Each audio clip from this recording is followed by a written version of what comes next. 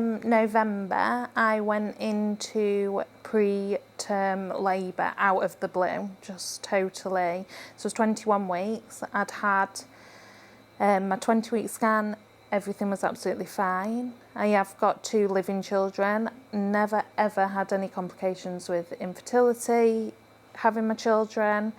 So when we decided to go for baby number 3, I just kind of took it as everything would just happen normally, everything would be okay. I came home and I was bleeding, so I rang triage, and they said, oh, we're going to just send an ambulance, it'll be quicker to get you in, straight onto the maternity ward. So we said I had gone into labour, and there was going to put a stitch in to try and hold my cervix, but my waters had come right down, so they said that now there was nothing, it was just a waiting game. They said I might make it to 40 weeks, I might make it to tomorrow.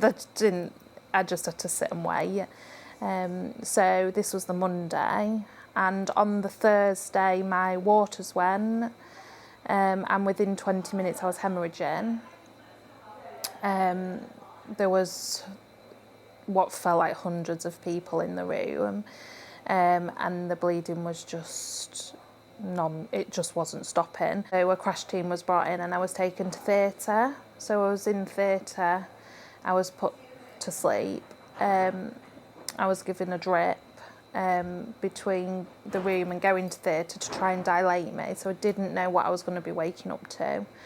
And they delivered Polly naturally and taken her straight to my husband because Polly was born alive. And they stopped my bleeding, and by the time I'd come back round, Polly had passed away, with my husband, who when we was in the room, they'd said to Ben, like, this is life and death for Kelly now, we need to get to the theatre else we're going to lose them both. And they had just left my husband. There was no bereavement, there was no aftercare, we was just sent home. And Sam came across the email and rang me and said, let me help you, let me do what I can do. And it was just something little. At the beginning, I couldn't get a sharps bin from the hospital, from my GP, because the hospital hadn't sent my medical records and the GP didn't believe me. And Sam just rang them and said, just give her the sharps box. So it just started with her ringing me like every week, pointing me in the right direction for things. And then she invited me to her support groups, and from there she's just helped me. Didn't know anybody, not from Hull, so she just took me under her wing really and has helped me with things. I know that in my heart I won't let this drop, don't want this to happen to anybody else, and I think Sam sees that in me and has helped me.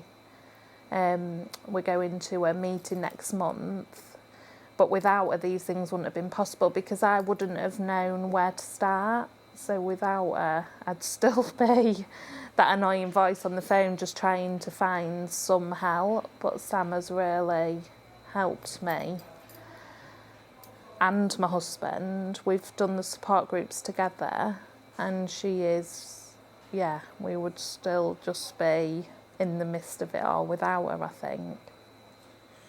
I'm not alone, because I think for me I felt so alone because I was out of the hospital within 24 hours. I'd never known or hadn't had personal experience with baby loss, and I just felt like isolated.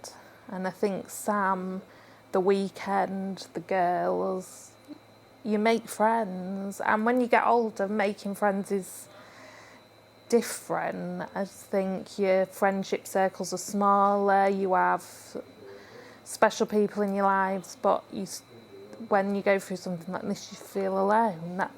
You feel like it's only ever happened to you.